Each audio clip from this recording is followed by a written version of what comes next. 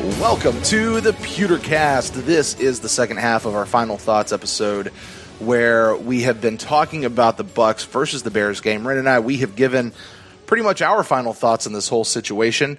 And while we're sitting here waiting for the bye week, we have received several emails. We've got a new iTunes review. We've even got a voicemail this week, Ren.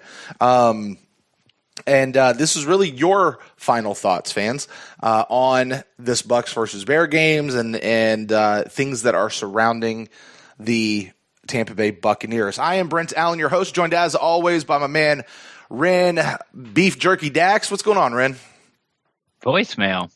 Yeah, we got voicemail. The hell's going on? I like it. People using it's fine. It's we're recording on a Friday. Usually we do this back to back on the Final Thoughts episode. Mm-hmm. It makes for a late night, but since there's no Buck in the news because we're on the bye week, we decided to do it tonight. So I'm fine. I guess still. Every time I have a free, I don't want to say every time I have a free minute, but I still find myself dwelling on how Mike Smith's not fired still. Yeah. Does it still piss you off? Have you moved through the progression there?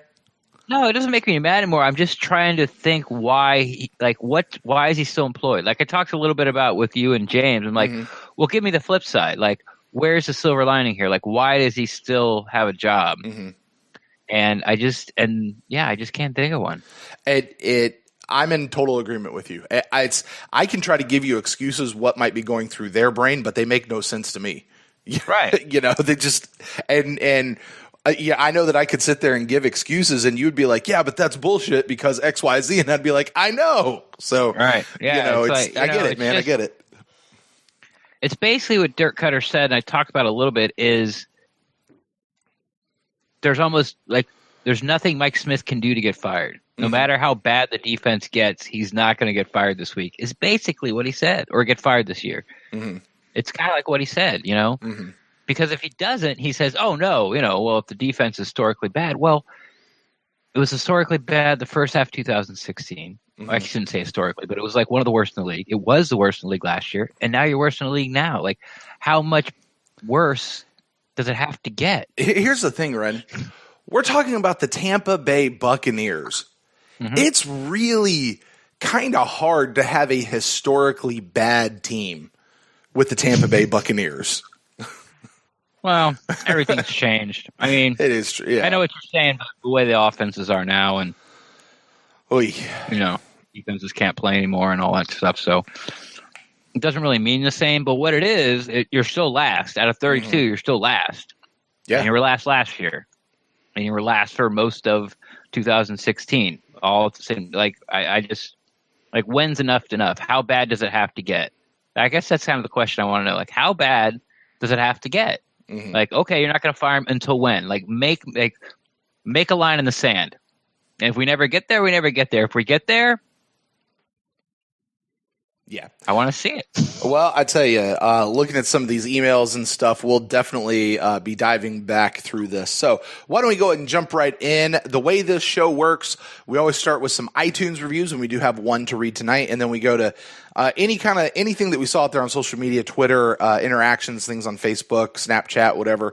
If there's anything like that, which I don't know if we have any of those, but we'll talk about that when we get to that part, and then we'll wrap up the show with the emails and the voicemail. But the iTunes review comes into us. This is a 5-star review from DQ the Dawn.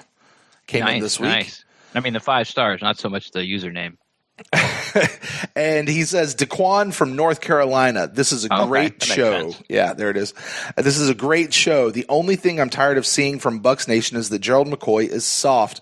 Not every DT is an asshole like Sapp.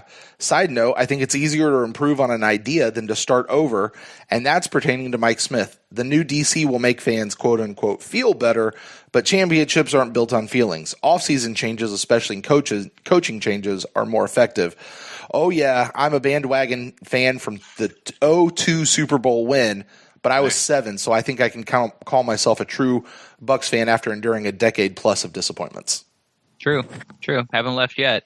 If you came on in 2002 and you haven't left, I will consider, not that I'm the be-all, end-all in judgment of it, but in my little world, if you jumped on 2002 and you're still here, then yeah, you're a true fan.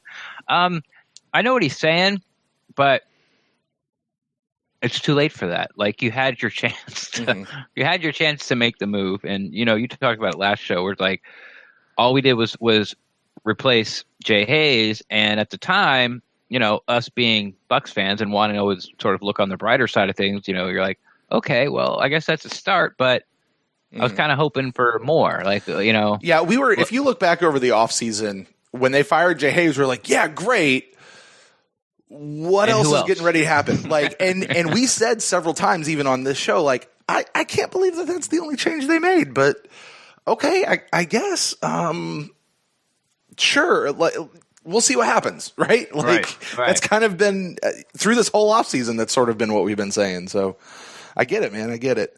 Are you still sticking to your 6 games theory? Well, the 6 games was to determine how our offseason moves. Before I pass judgment on the offseason moves, before I pass judgment on the new players coming in. Yeah. All that. So, I don't know that there's anything that they could or wouldn't do in the Atlanta game that would change my mind about the guys right now. But I'll give them to that. I'll at least give them to the 6th game before passing my judgment, if they were good picks or good choices to bring in or not.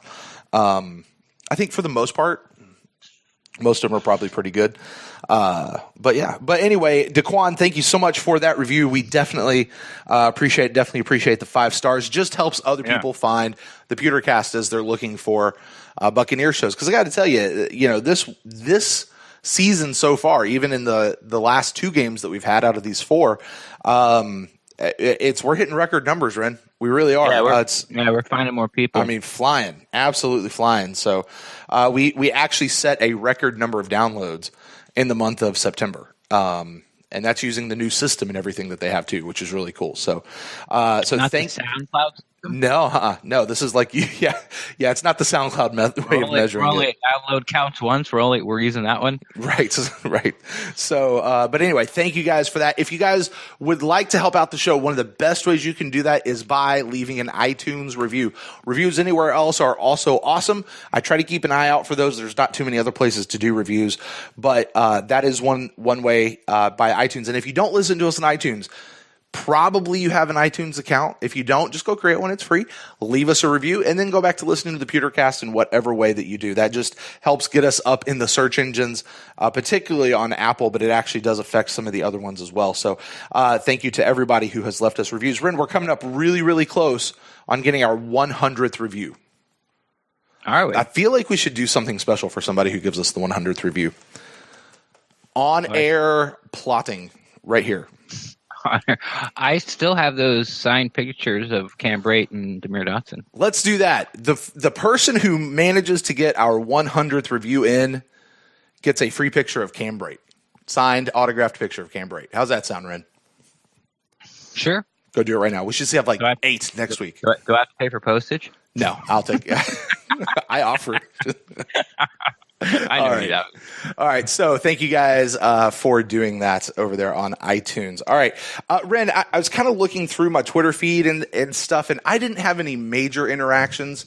Most everything really still centers around the whole Mike Smith thing, and I feel like we've been very, very clear about our thoughts and feelings and building our arguments towards that. Was there anything out there that you wanted to dive into a little bit more than just 280 characters that you had an interaction with on Twitter?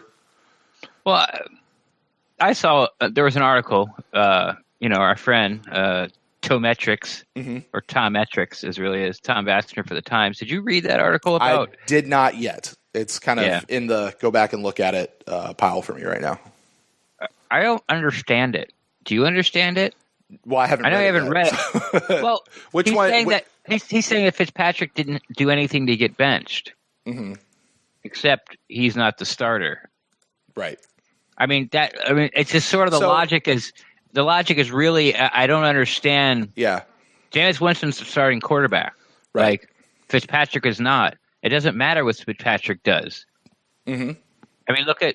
I mean Nick Foles. He only won the Super Bowl and was the MVP. Yeah. As soon as Wentz is ready, he's on the bench. And I don't see Philly fans freaking out about it. I got to tell you, Justin Pulowski over at the Bucks Uncensored podcast sent out a tweet earlier this week talking about something similar to this.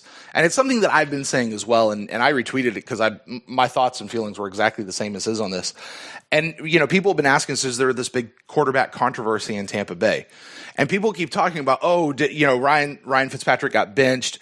You hear the media people asking questions. Do you feel like you did enough to keep the starting job? Or, Jameis Winston, do you feel like you've done enough to keep the starting job going into the net? And I'm sitting here going, that's not the case here in Tampa, guys. They're not in a competition to become the starting quarterback and hold on to the job. I mean, Ryan Fitzpatrick may have just rediscovered how much he loves playing and wants to get out there and play and kind of was hoping he might stay. But as you said, he's not the starting quarterback. We have a starting quarterback, and that's been decided. Like, I don't understand why we're in this thing of as if they're battling it out to see who's going to be the starting quarterback, because that's not the case in Tampa Bay. Yeah, I don't get it either. Like, I didn't get the whole, idea behind the article. I mean, if there's a QB controversy, like when the coach comes out and goes, "Hey, QB spot's open, we'll have a battle for it," and then that's when you start looking at stats, and then the offensive line plays better for this guy than that guy, and drops, and then the defenses you played, and then all that starts to get into it, so you can really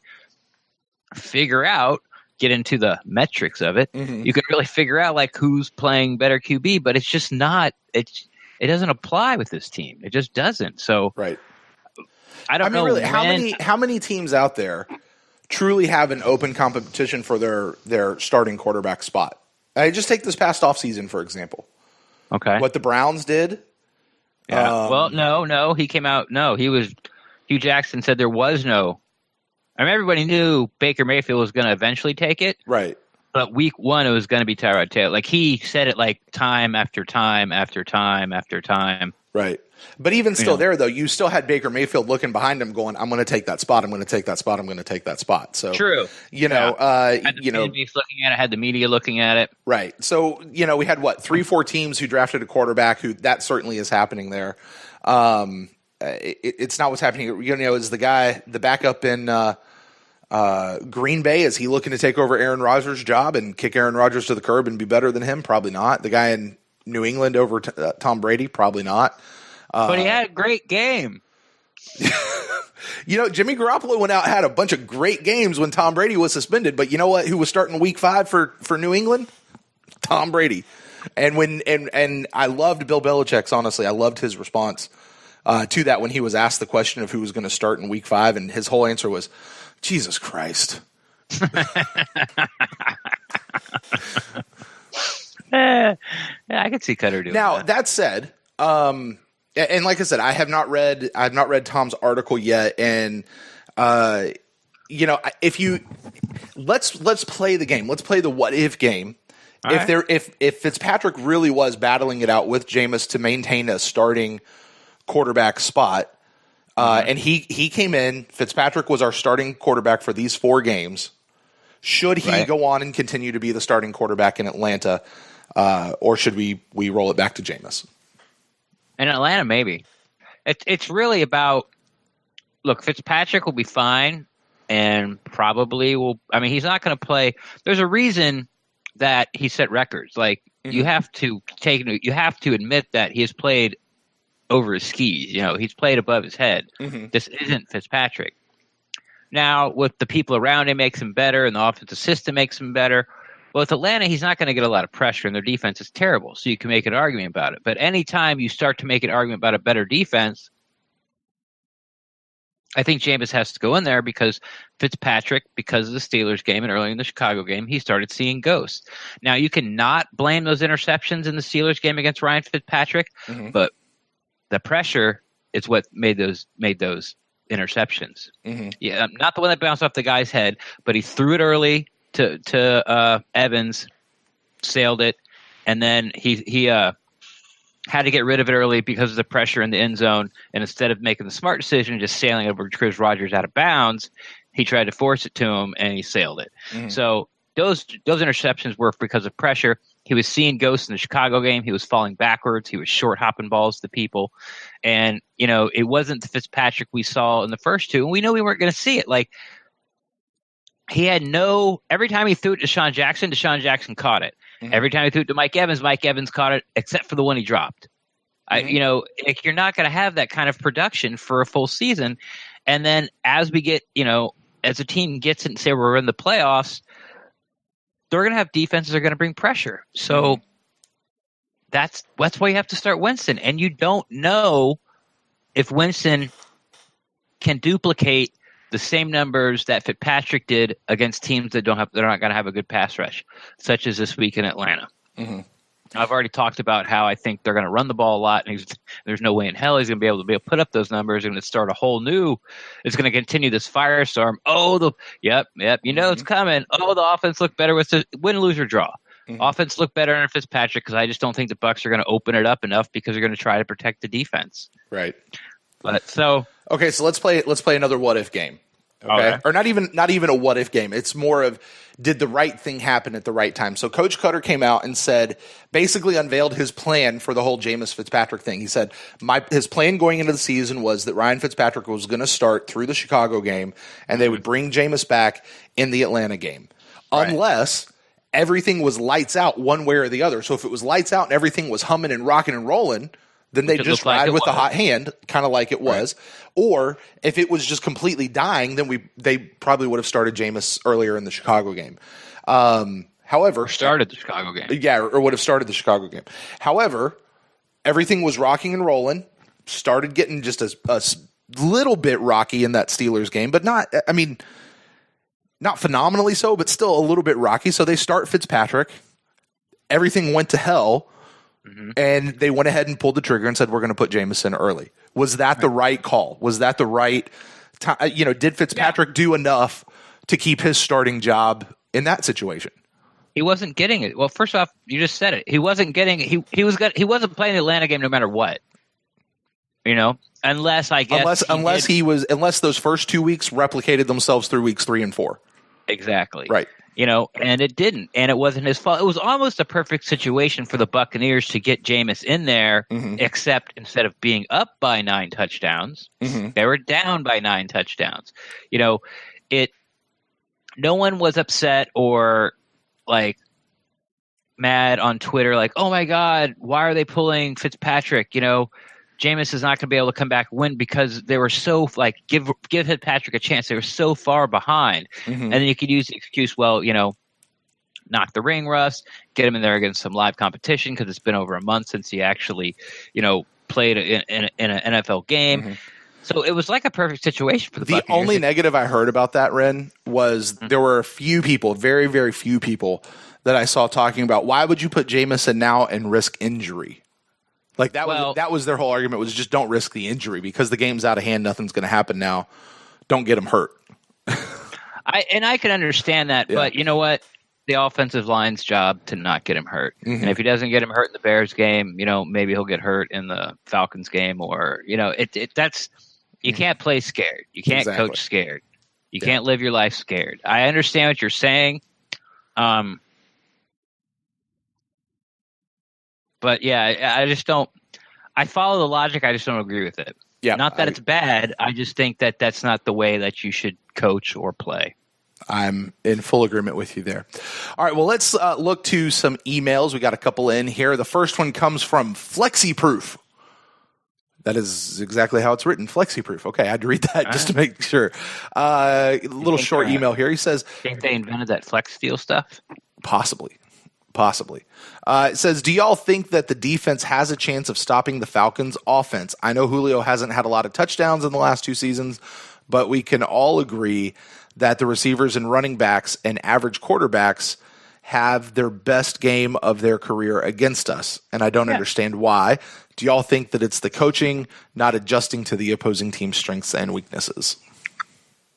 It's Mike Smith's defense. I think we've covered that pretty well. Yeah. Are we going to stop Atlanta? No.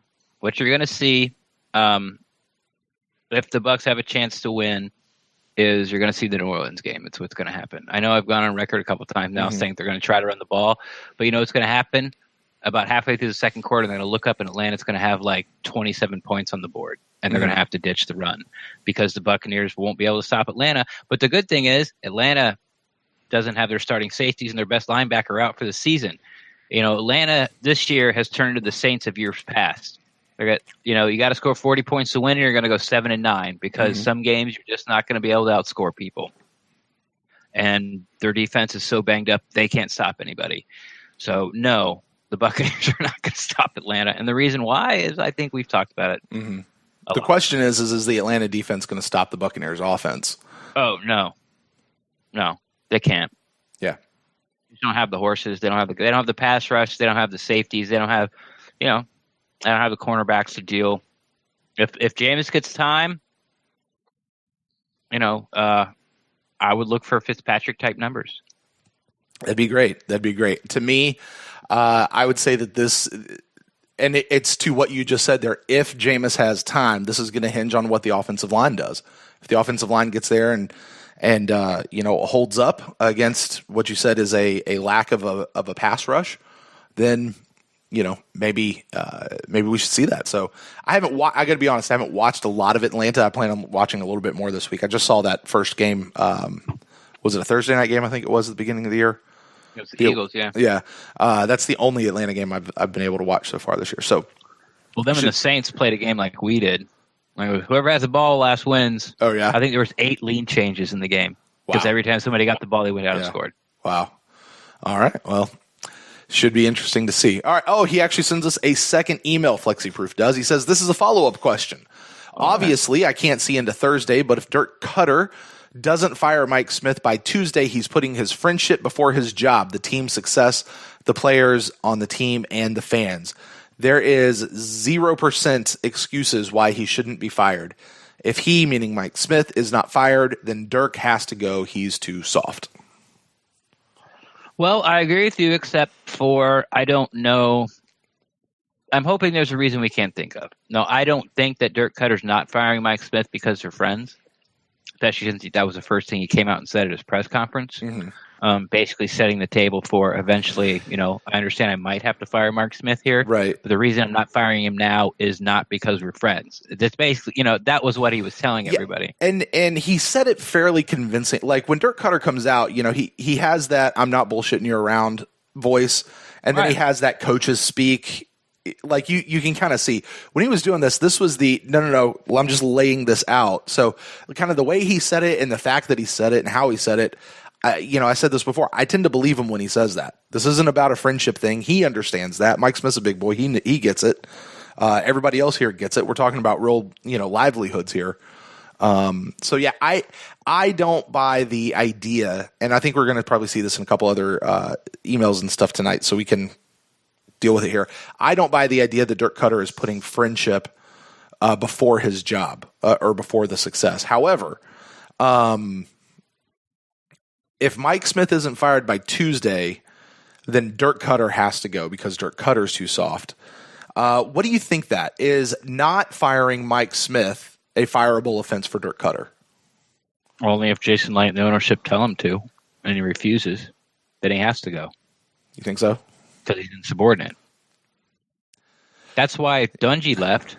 Yeah. Wasn't that why Lovey left too? That's why Lovey got fired too. That's the word. You got to change your defensive staff. I'm not doing it. Okay. Thank you very much. Yeah. I mean, you can't, it's like with any job.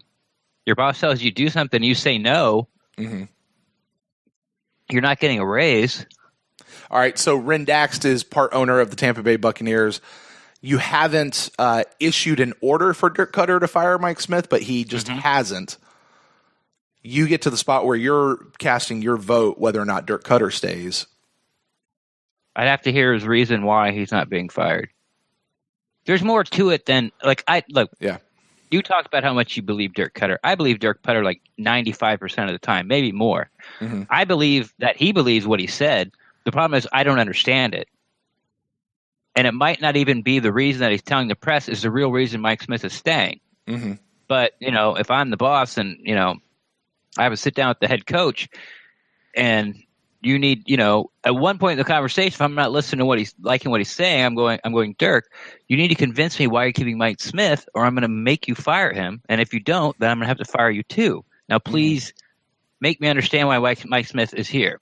Right. And if I can understand his reason and I can get on board with it, then I'm okay with it. I'm not, but that's the way I think Oh, to be a fly on the wall of that room for that conversation, because we all would love to know what he's thinking and what those reasons are.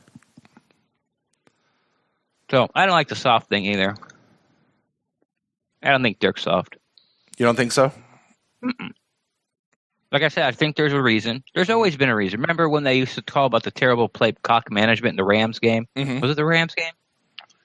And Jameis sailed the ball over Vincent Jackson's head that would have been a touchdown and won the game.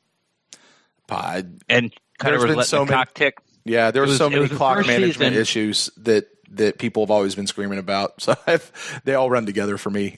It was the big first one, and we ended up and then I think it was the Rams, and then they ended up committing a penalty, and so basically what we did, we kind of ran out of time, and it was only like third down. Mm-hmm. But they let all his time run off the clock, and the guy in his ear was telling him, stop the clock, and Dirk thought their defense was getting tired and this route would work, and lo and behold, it did. He had like a 5-yard cushion. Just James put it in the second row of the bleachers. Right. So I when do you remember hear that, yeah, I remember. I don't know who it was, but I remember that now that you detailed that out. Yeah. Yeah, and everyone was like, "Oh my God, you lost game of clock management," and then not the presser, but I think it was the day after presser. Dirk explained what he was seeing, and then you go, "Oh, okay, I get it." Mm-hmm. At the time, you didn't agree with it, and now that you see the end result, where hey, you still had a couple shots to the end zone, but you ran out of time, you don't like it. But at the time, it was the right call. If it was just Jameis didn't make the throw to a wide open guy in the end zone, with under 30 seconds left to play. I mean, what do you want the coach to do?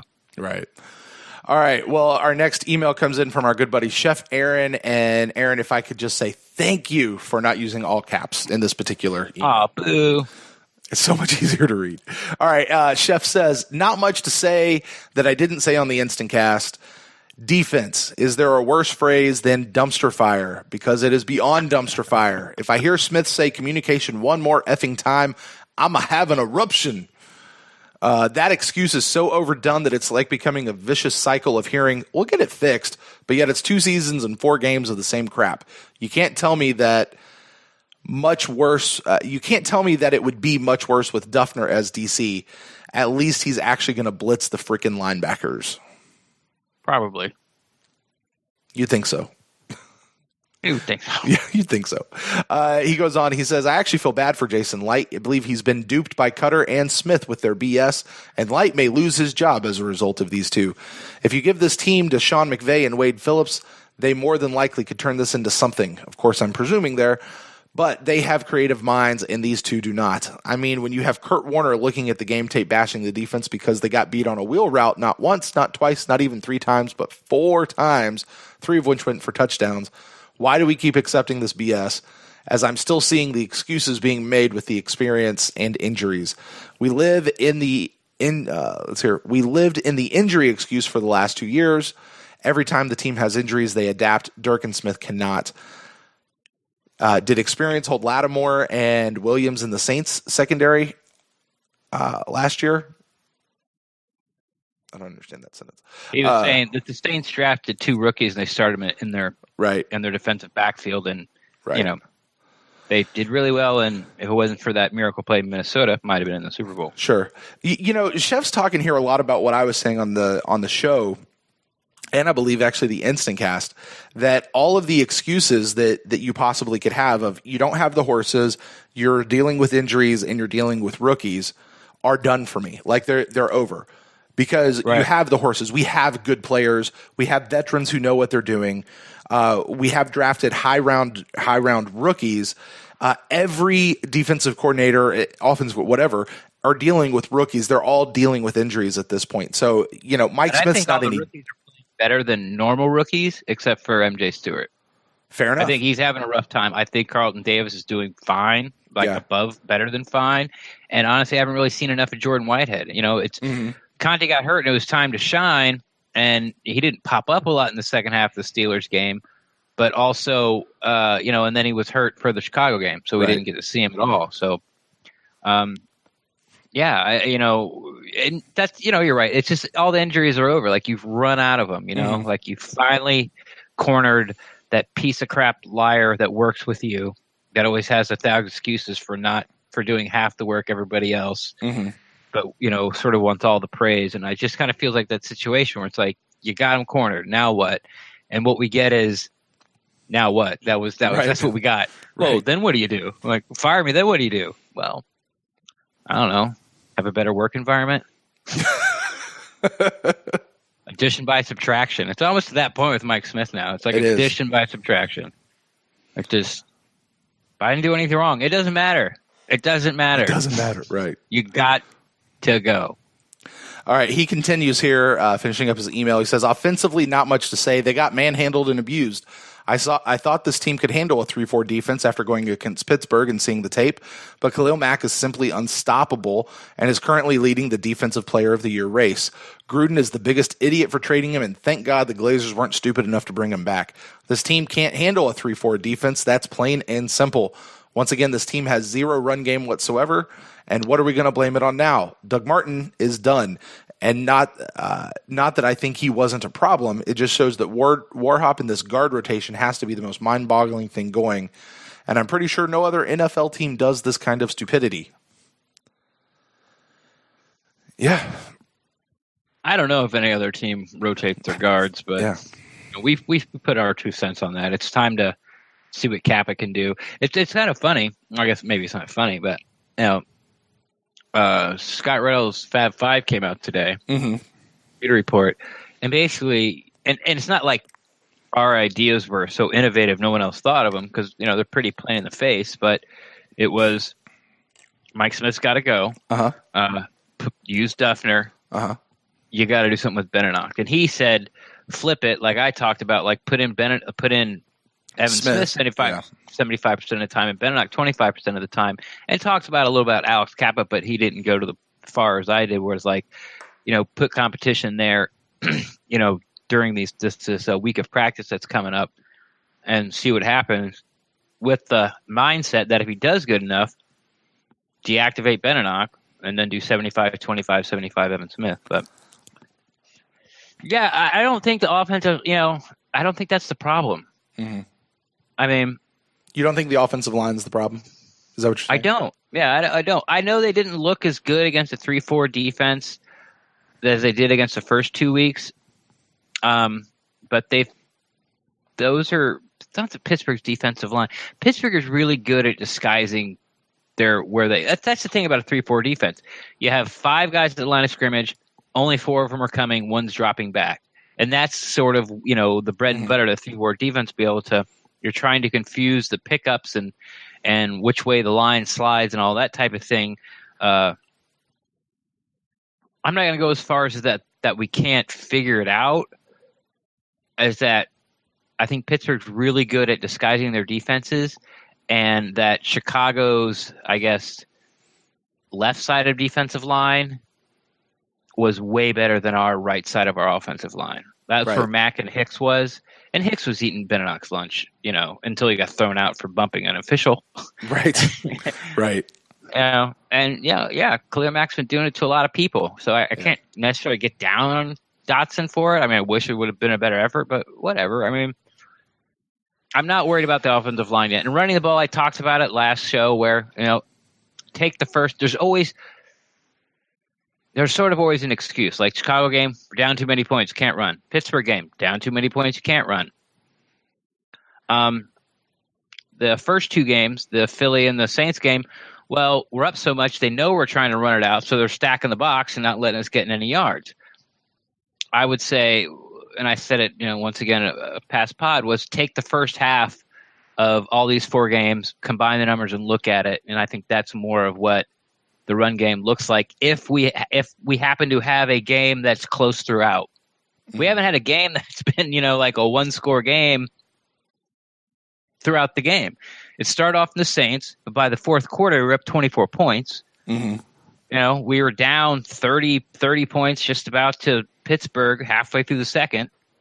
Then we climbed back. There really hasn't been a game where it's been close enough where the run game was sort of either a threat or they didn't know it was coming. Yeah. The only thing I'll say about that, I said throughout the offseason that the right side of the line was the issue. I wasn't so much worried about from the center over to the left. But the right side was kind of an issue. I've been surprised. I don't want to say surprised. I've been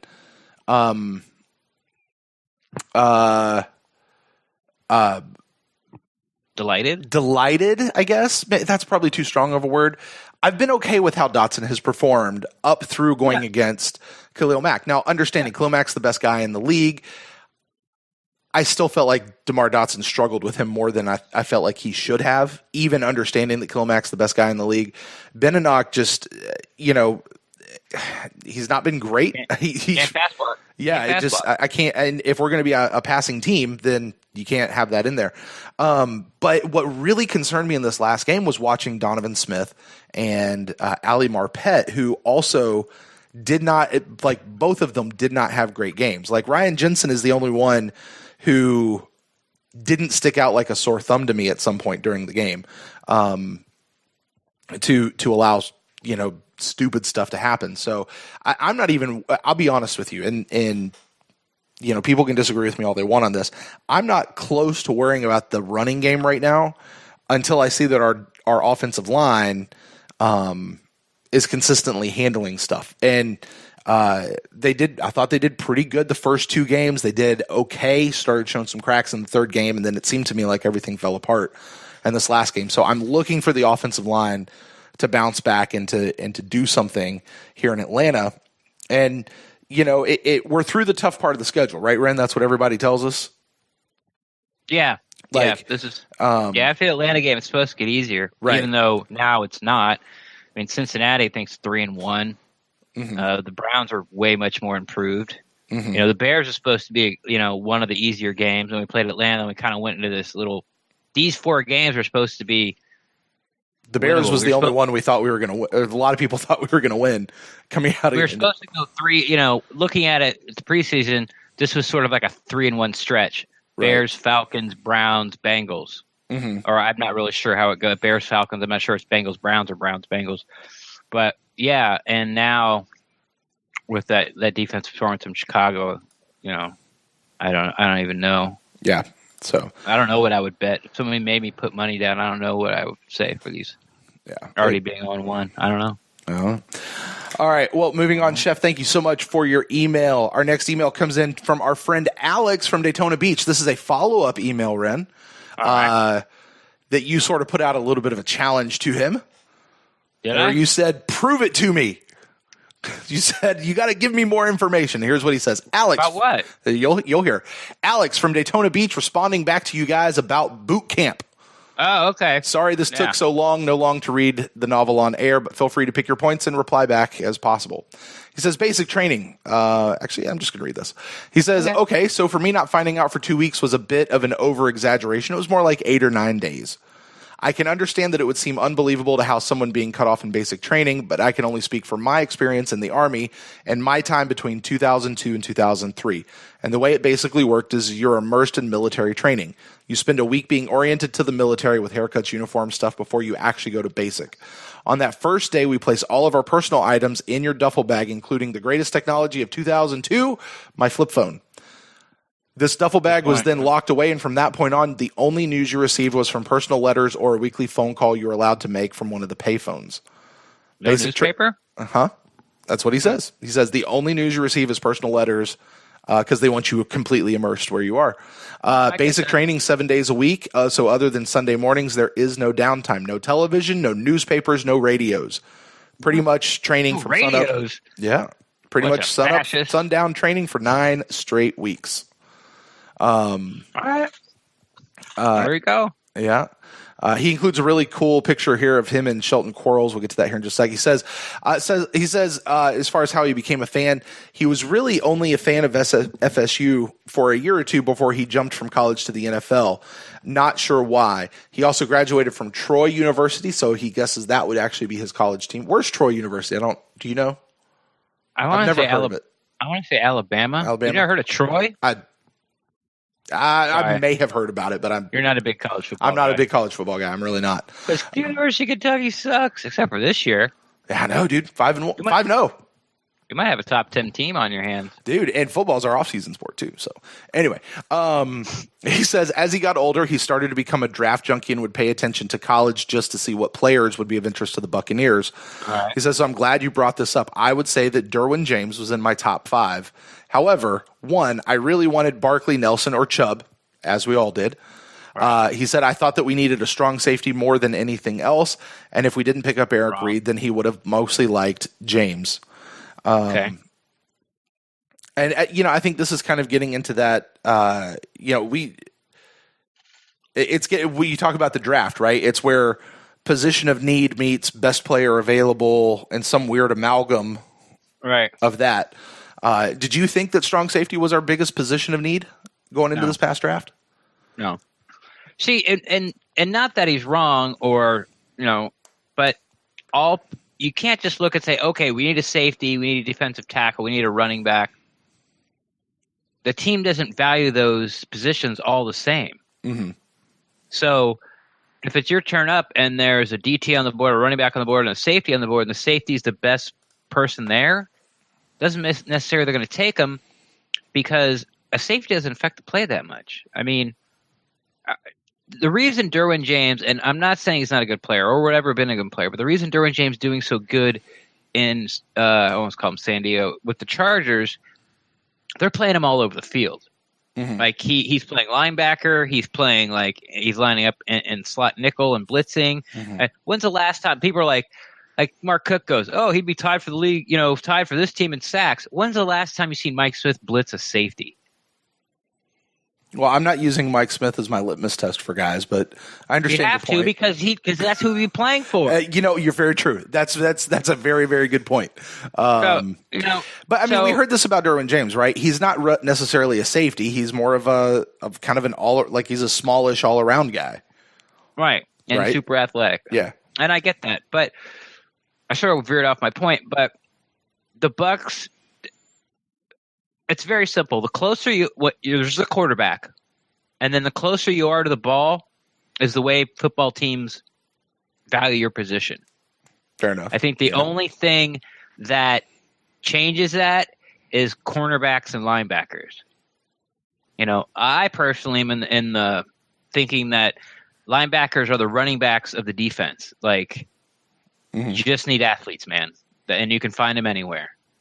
Really you can. Every team in the NFL has a really good linebacking core. Why? Because there's lots of guys that are in between the height of 5'10" and 6'3" that can run sub 540s and are somewhere between, 170 and 210 pounds. They're everywhere. Mm-hmm. So you got, so you start with the defensive line, then corner, then linebackers, then safety. So that's how it works. So, putting Derwin James your top 5, I agree with that. Talent-wise, probably so. Maybe. I don't know. 5's a little high. But what the biggest need the team needed was defensive tackle because there's no one on second contract.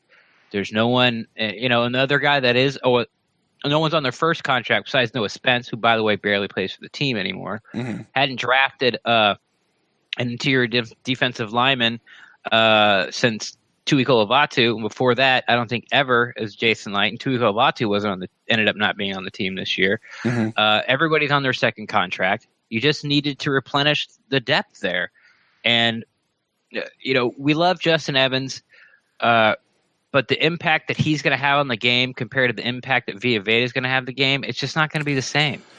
Look, the impact that Vita Vea had on this last game. In the overall grand scheme, you can't say it was anything great and amazing, but if you go back and you single out and you watch a lot of what he did, there were places where he certainly looked like a rookie and places where he just got beat, but there were other places where he full-on manhandled the person across the line from him. Yeah, and you showed why he was really strong. You're like, this guy's a freak. Yeah, it's I think what's hurt his case in a lot of Bucs fans' minds is just the being injured. He had the big calf injury, and it took him so long to get back on the field, and he hasn't had a chance to prove his pick yet. And especially as the number 1 draft pick, so or first round draft pick for the for the Buccaneers. So, I'm not a person who likes to look back and start having I yawn when people start, we should have drafted Derwin James. And I've started responding to people with that, like, yawn. This is an old topic. We can't do anything about it now. So why are you keep crying over it? You can't do anything about it. Let's just move on. I don't care if we coulda, shoulda, woulda all day long. Where are those Dalvin Cook people? I know, exactly. He does go on to say he did want Minkah Fitzpatrick more than Derwin James, but when Minkah Fitzpatrick was taken, he really thought that James was going to be the obvious choice. Minkah Fitzpatrick, who has since trademarked the phrase Fitzmagic. No one cares. Old news. Yawn. Right. Exactly. He said, thanks for hearing me out. Check out this cool picture, and I'll have to send it to you later, Ren. Says, check out this cool picture of me and Shelton Quarles back while I was deployed in Iraq of 2007. Once again, Alex, let me say thank you for your service, especially knowing that you were deployed. Thank you to everybody, whether you're deployed or not. But he says, I may not have watched the Super Bowl. How many people can say that they got to put on a Super Bowl ring? And it's a picture of him and Shelton wearing Shelton's Super Bowl ring. What the hell is Shelton Quarles doing in Iraq? Probably a USO tour kind of thing. Who gives a shit about Shelton Quarles? I mean, no offense. I mean, besides that guy. I don't know what he was over there for. Hey, Shelton Quarles, everybody. Who? You got a room of like 2,500 GIs. Who the fuck knows who Shelton Quarles is? Well, you know what? Alex Serrano did. And he's sitting there wearing the ring. And the only thing that I can say to his question of who can say that they have actually worn a Super Bowl ring, I would have to raise my hand because I got to do that. And I got picture proof, photographic evidence. Shelton had his ring out and was doing pictures and autographs at one of the games one time. And I got to a USO tour? No, just, hey, you bought a ticket. Come stand in line. You bought an expensive ticket with air conditioning. I did. And that air conditioning is worth every nickel. Yeah, it is. You know what I miss? I miss the jazz bands. Yeah, they're not there anymore. Yeah. In the club section last year, guys, they had this like little jazz band that was out there hanging out. They put in a cookies and ice cream vendor location where they are now. So I guess they just lost room for those guys. They also have this year that's new, the drum line that's all over the place going out. So that's new this year. So. All right, Ren, well, that is it for Alex's email. And outside of the voicemail that we have, that's really going to wrap up the show. So I tell you what we're going to do. The voicemail we got from our friend Lou from Port Richey. A lot of Bucs fans might be familiar with him as well. In his voicemail, it's a great voicemail. What I'm going to do is I'm going to play it at the end of the show as we wrap up because he really he hits everything that we've already been talking about. Several times over. So it's a fun email to listen to with him there. So we'll play that right here at the end. And thank you, Lou. Thank you, Alex, Chef, FlexiProof, Daquan, everybody who has sent in emails and iTunes reviews and even voicemails. These have been fun to get. So, Ren, with that, we'll go ahead and wrap up the show. Why don't you tell the folks out there where they can find you on the internet? Best way to find me is on Twitter at Rendax, REN_DAXT. I'm always down to talk Buccaneers football. And if there's something you want to talk to me about and you don't want to throw it on Twitter and put it on blast, go ahead and DM me. And if you guys want to get a hold of me, I am at Brent Allen Live across all the social medias. And if you want to get in touch with the show, you can find us at The Pewtercast on Twitter or find us at Facebook.com/The Pewtercast or shoot us an email like many of your fellow fans have done tonight to thepewtercast@gmail.com. And if you want to support the show, you can find us at patreon.com/The Pewtercast. That'll give you all kinds of fun information about how you can get involved with what we have going on here at The Pewtercast and support us and help all this fun stuff happen. With that, Ren, you mentioned earlier, this is the bye week, so there's really not going to be a buck in the news. There's not much news to talk about, so we'll pick that back up again next week. There'll be no instant cast, obviously, this week as well because there's no game, but we'll have something for you guys coming out, I'm sure, for next week. So stay tuned to that. But we will certainly be back, not this Sunday night, but next Sunday night after the Atlanta game with the instant cast. That'll be a call-in show. We'll have the phone lines open. So until then, go Bucks.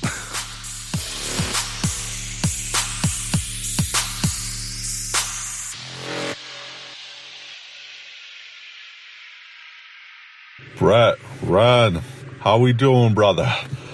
Damn, man. It's been a long time, man. First time, long time, man. I've been listening to the Pewtercast, man. It's a beautiful thing, man. Thank you guys for what you do.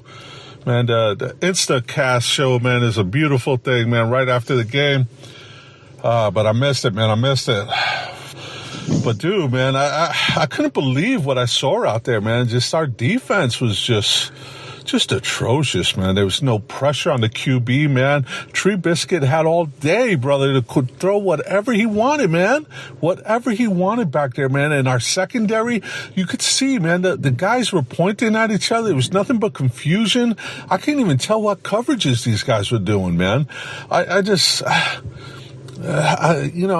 everyone is saying, man, Coach Smith has to go, brother. I mean, a blind man can see that, man. But I was listening to Dirk's press conference, man. It was just really depressing, brother. I mean, this guy's gonna fall on the sword for his brother, man. I mean, I get, he's loyal, but damn, loyal to a fault, man. I mean, dude, this guy's gonna have you fired, man. I mean, what we gonna do, man? I seen a tweet, man, by Buck Nation, man. They said, dude, in order for us to win, we're gonna have to score like 61 points, man. I mean, dude, with no defense, it's just ridiculous, man. This can't go on, man. There's got to be some adjustments, something being done, man. Some accountability, man. And it's just. It's ludicrous is what I say, man. Ludicrous, man. But, I mean, what do you guys think, man? What do you guys think of Dirt's decision, man? I personally think the Glazers need to mandate it. And we'll see what happens, man. I mean, we got 2 weeks going into the bye, man, and into Atlanta. I mean, if Trubisky did this to us, man, what's Matty Ice gonna do to us, man?